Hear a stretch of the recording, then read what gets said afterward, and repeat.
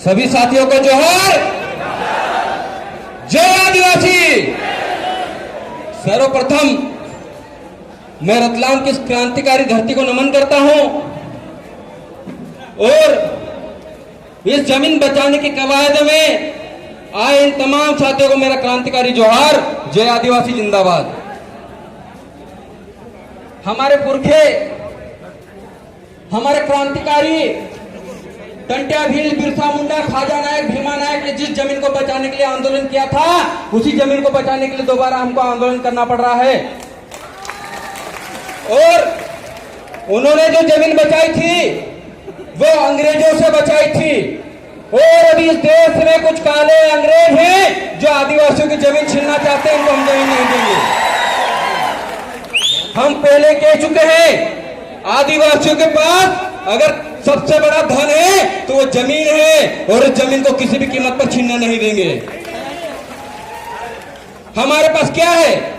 रोजगार की बात करते हैं। अभी मेरे से पूर्व वक्ता ने कहा बदनावर में एक फैक्ट्री लगी है, 3 किलोमीटर का रेडियस का जो एरिया है उसमें पीने लायक पानी नहीं बचा।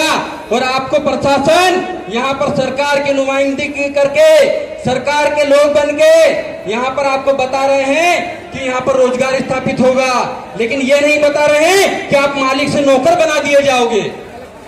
क्योंकि जो जमीन सरकारी है वो जमीन हमारी है। तो हम नारा बुलंद करते हैं, तो जो जमीन सरकारी है उसके मालिक हम हैं। हमको नौकर बनाने की कवायद है, इसको किसी भी कंडीशन में नहीं होना देना है साथियों।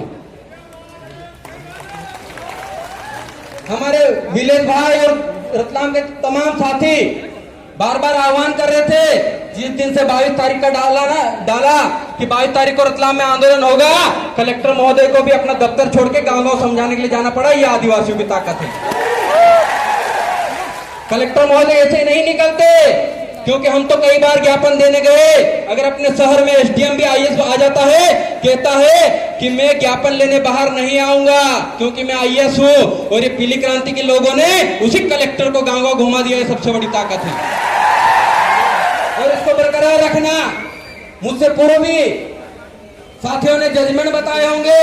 सुप्रीम कोर्ट का जजमेंट है 5 जनवरी 2011, जिसका पिटीशन नंबर है 10367। उसमें माननीय सुप्रीम कोर्ट ने कहा है इस देश में रहने वाला 8% आदिवासी इस देश का असली मालिक है और 92% जो लोग हैं वो अप्रवासी भारतीय हैं और उनके लिए कुछ ड्यूटियां निर्धारित की हैं, उनके कर्तव्य निर्धारित किए हैं।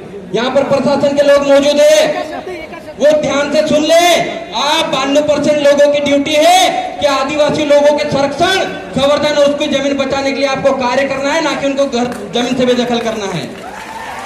ये जजमेंट में साथ में लेके घूमता हूँ। कहते हैं कि आदिवासी देश का मालिक कैसे है, तब बताता हूँ। माननीय सुप्रीम कोर्ट को आप मानते हैं कि नहीं मानते? मानना ही पड़ेगा, नहीं तो संविधान का अनुच्छेद 141 कहता है जो सुप्रीम कोर्ट की जजमेंट नहीं मानता है उसको 124A के तहत देशद्रोह का मुकदमा चलेगा, यानी कि प्रशासन की देशद्रोही है। ये माननीय सुप्रीम कोर्ट कहते हैं। समता जजमेंट है, वो कहता है कि आदिवासी अनुसूचित क्षेत्र में सरकार एक व्यक्ति के समान है। हमारे जजमेंट कहते हैं कि आदिवासी क्षेत्र में सरकार की 1 इंच भी जमीन नहीं है। तो जो ये रतलाम के 5 गांव जो जाने वाले हैं, रामपुरिया, जुलवानिया, 5 पंचायत, वो सरकार की कैसे हो गई और यहाँ का कलेक्टर सरकार कैसे हो गया, ये हमें बताए।